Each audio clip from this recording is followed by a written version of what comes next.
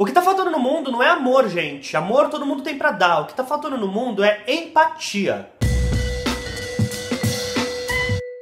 Essa semana o Guto falou no vídeo dele sobre a necessidade da gente ser mais gentil uns com os outros, principalmente em questões de diferenças de opinião e diferenças de nós mesmos como seres humanos. E eu acho que o problema disso, dessa intolerância, a raiz desse problema, tá na dificuldade da gente sentir empatia com outras pessoas. Empatia, na sua definição, fala da capacidade humana de sentir ou experienciar os sentimentos de outras pessoas em relação a alguma situação. Agora veja, não é sentir os seus sentimentos, e sim sentir os sentimentos de outra pessoa. E é difícil que você nunca tenha tido uma experiência empática na sua vida, a não ser que você seja um psicopata. Eu prefiro que você feche o vídeo e esquece me conhece porque eu tenho medo de você, ok? Mas um exemplo simples é, o seu melhor amigo ou amiga acabou de descobrir que o namorado tá traindo ele ou ela e contou pra você e a pessoa tá devastada. Não dá vontade de você ligar pro fulano na hora e descontar todas as suas frustrações porque você tá bravo, triste, decepcionado? Então, esses sentimentos que você tá sentindo não são os seus sentimentos, é um reflexo empático do sentimento desse seu amigo. Então, basicamente, você tá tomando as dores desse seu melhor amigo pra você. E empatia meio que isso, tomar a dor dos outros e você mesmo sentir.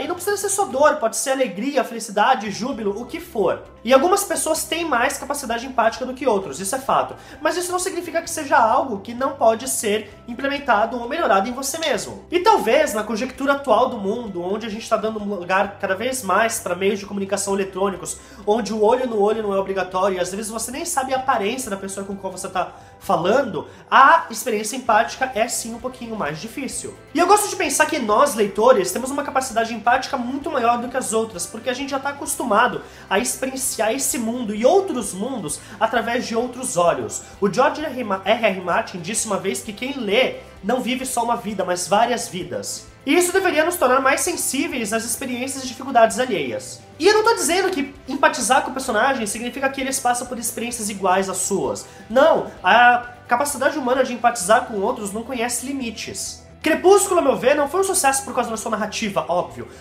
Porque ele ressoou com milhares e milhares de adolescentes que se identificaram com a premissa mais básica do livro, que é a busca de um amor verdadeiro, eterno, idealizado.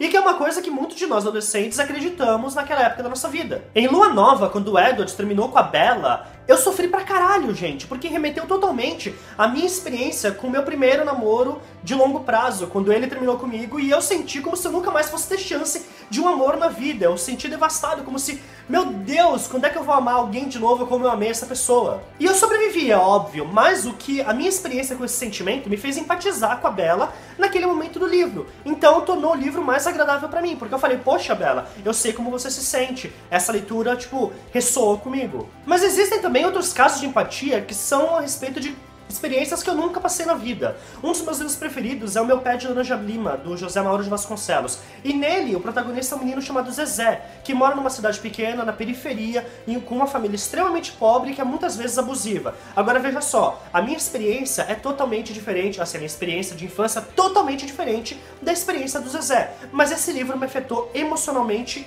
em absurdos. Eu chorei todas as cenas que o Zezé apanhava da família, gente. Eu chorei demais durante esse livro, eu me identifiquei muito com o personagem. Mas ele é totalmente diferente de mim, ele não passou pelas mesmas experiências. Mas eu consegui empatizar com ele o suficiente pra entender essa experiência dele, pra passar por aquela experiência junto com ele. Então eu gosto de pensar que esse livro, de certa forma, abriu muito os meus olhos pra uma outra realidade, pra essa realidade dessa criança extremamente pobre, com uma família que passa por situação difícil e que de certa forma desconta nele. E também gosto de pensar que me ensinou a como lidar com a minha própria família e meus filhos no futuro. Meus filhos não existem ainda, mas eu já sei que, vide a experiência que eu tive com o Meu Pé de Laranja Lima, aquele caminho não é um caminho que eu gostaria de seguir. E nem todos os livros acabam trazendo uma experiência empática, o que não significa que seja um livro ruim. Por exemplo, eu acho As Crônicas do Matador do Rei, do Patrick Rothfuss, extremamente incrível, uma narrativa ótima e um mundo magnífico, que é aqueles livros lá, O Nome do Vento, O Temor do Sábio e O Terceiro Não Sai Ainda. Mas eu não tive qualquer empatia com os personagens.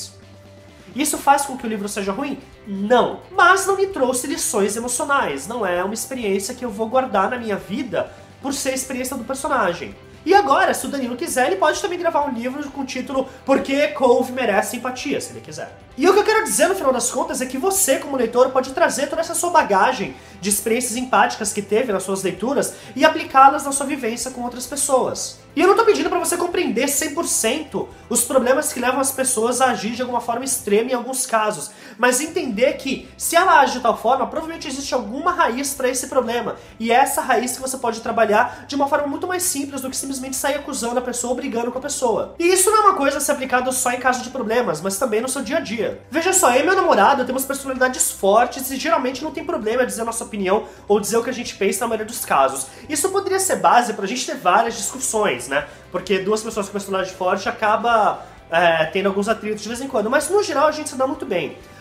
Normalmente, de final de semana, a gente fica junto e às vezes a gente quer ficar um tempinho mais junto, então eu acabo levando ele de carro pra casa dele na madrugada de segunda-feira. Eu costumo gostar de fazer isso antes das 4 da manhã, porque eu moro em São Paulo e se eu tô na rua às 5 da manhã eu já começo a pegar trânsito. E recentemente, num desses casos, era 4h30 da manhã, eu reclamei pra ele, né? Amor, seguinte, já são 4h30, se a gente não sair agora eu vou pegar trânsito. E ele pediu mais 5 minutos. E eu falei, bom, é fácil pra você, né? Não é você que vai pegar trânsito quando eu estiver voltando. Daí ele olhou pra mim, super ressentido, e falou, meu, você sabe que eu pego 2 horas de trânsito pra vir pra cá toda sexta-feira, né? Na hora, eu abracei ele e pedi desculpa, eu sabia que eu tava errado. E às vezes, ser empático é você também saber a hora de dar o braço a torcer, engolir o orgulho e pedir desculpa quando...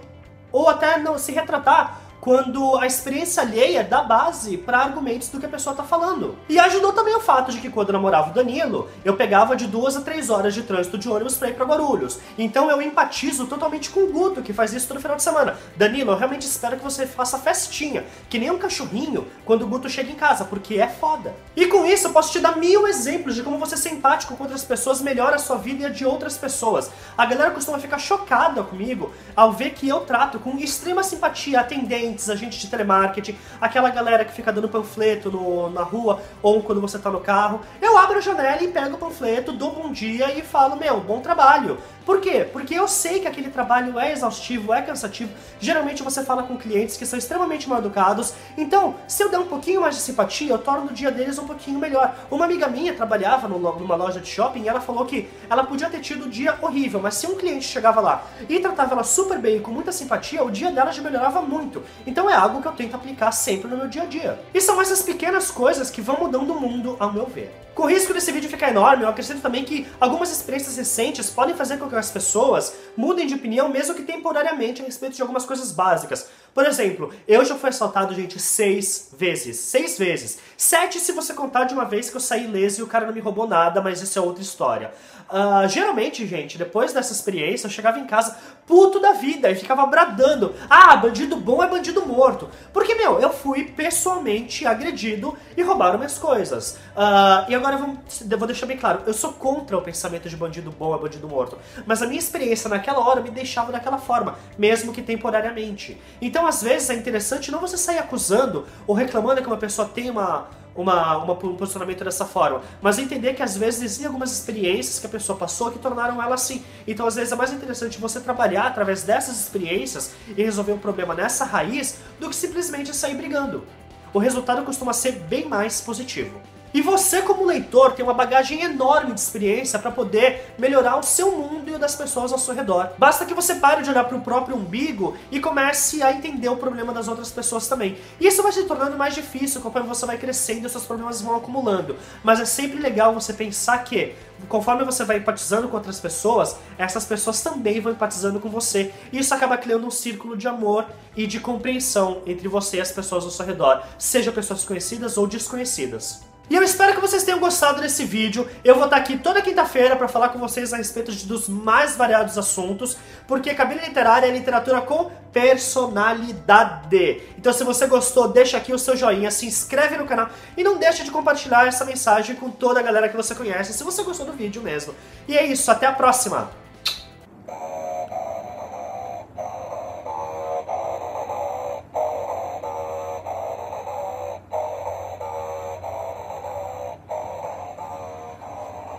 Maravilhosa.